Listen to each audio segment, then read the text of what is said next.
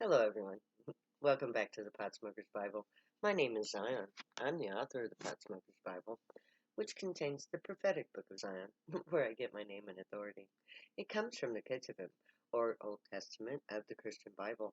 I use the King James Version of the Bible in order to put together the book of Zion, which is the prophecy from the Old Testament, or Ketuvim. Um, and believe it or not, the Bible led me to science. Science led me to quantum theory, and quantum theory led me to the concept or the reimagining of magic. Now that's a tall order. Now, during the course of my lifetime, in the 70s, I was introduced to the game Dungeons and Dragons. And at the time, it was a really big deal. The social order was very threatened by Dungeons and Dragons because it imagined a world of magic. It was so real to the people who played it, people like me. It was so fun, so engrossing, so involving. So I want to be there. That we would just it would take over people's lives. It would be their hope.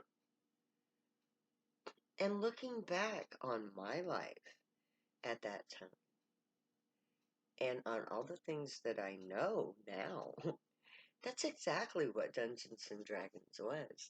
It was the introduction to a new hope, a new way of imagining life. And it has always been my secret dream, my secret wish that magic could be real. But as you should know from the title of my book and the subject of my book and everything that has gone on in my episodes, that I am solidly based in religion. But it's not religion as you perceive it. It is theology, the study of the sacred texts. And it's the sacred texts that I ultimately determined was the truth of religion. It's not the dogma of religion that is the power of religion. It is the texts, because within them is sacred knowledge, knowledge that should be openly expressed, not as a deification of a more advanced being, but as the tools of life. And it's not just one book that contains truth, it's all of them. My last episode, The Word of God, talked about this concept of how you have to bring together all the scattered pieces of the puzzle in order to put together the true knowledge of God. Now, God, in its original form on this planet, meant those who from the heavens came, which is where the gray come in, because they are the ones that from the heavens came, and they are an advanced being, far in advance of us physically, on the physical plane. Well, they are the ultimate expression in our sphere of reality of science, physical manifestation. And they use quantum mechanics to navigate their world. And to us, that quantum mechanics seems to be magical. And it is to us. Because it takes nothing and creates everything from it.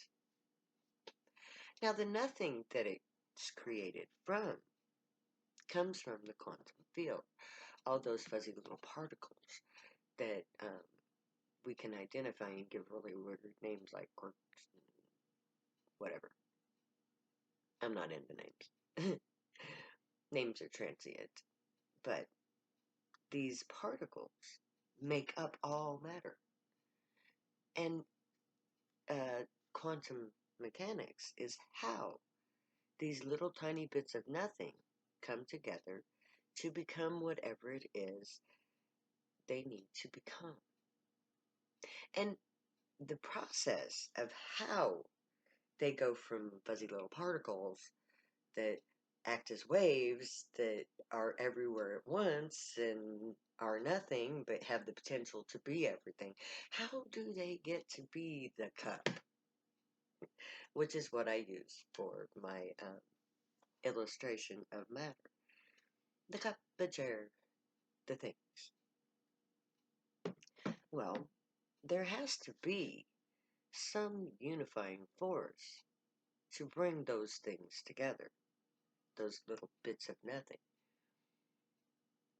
And that is a force. And force is energy. And energy is life.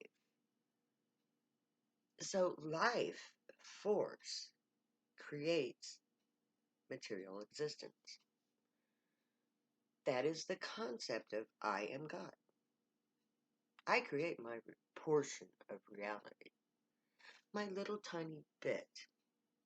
Because just as little fuzzy quantum particles make up everything that is, all of living, all living things generate the life force that holds everything together. We are that force that creates all things. We are God. But we are individuals, little tiny bits. We are particles ourselves. And we make up the fuzzy little bits of everything on Earth. Because this is our little home. This is where we inhabit things. This is where our interface between reality and quantum come together. Our own little speck in the cosmos, which is itself a particle of a larger body of being, which we call interstellar space.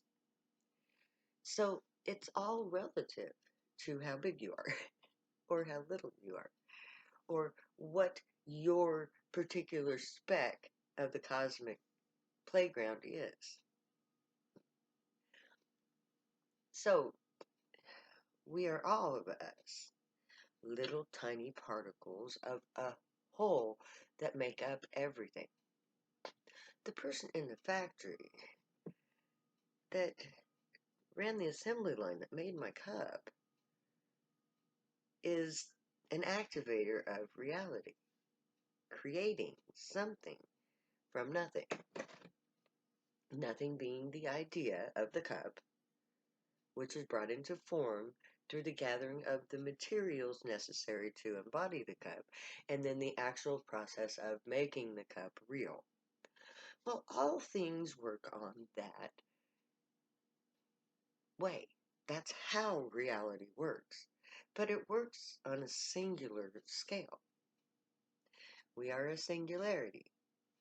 And that singularity has a life force that inhabits the flesh that it is contained within. And even within that life force, or within that body, that life force generates and it propagates out. Your aura is that part of you that is too big for the flesh. If you're a small being, you have no visible aura. If you're a large being, you have a visible aura that extends out from you. And we all want to be the big one, because that's the one that influences everything. That's the one that generates the most stuff. Now, in our reality, money is that thing that generates.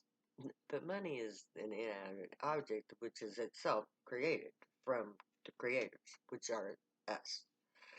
So we have to take back our creative force and learn how to use it in the proper manner so that we can evolve into a higher form, so that we can get rid of the process of the factory.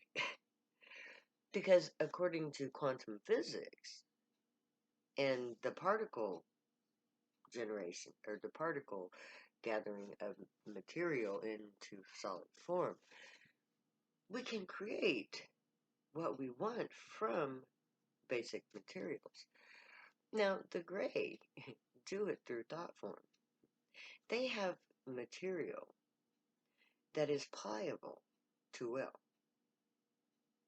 So they come into a room that seems to be barren, and they kind of manipulate everything in it. It's like they want a chair here, so it's like they just kind of will a chair to be there, and the chair kind of comes up from the floor and shapes itself into the form of the person who's going to sit in it, and so on and so forth. Now, of course, it's like what they like, they keep, but there are some things that are temporary for them. If they need a particular machine that is just specifically to do this one task, they kind of create it from this metaphysical substance, kind of like our 3D printer, only without the printer. They just print it. They just will it to become whatever they need. And that is how quantum physics works. And it works from the singularity, from the I. So in order for creation to happen, you have to will it to happen. And we each individually will what we believe. And what we believe comes from what we imagine. So there's a process of creation that begins with the I. And it ends with whatever is the willed desire of the I. And the stronger we are within ourselves, the more energy that we can generate, the bigger stuff we can create.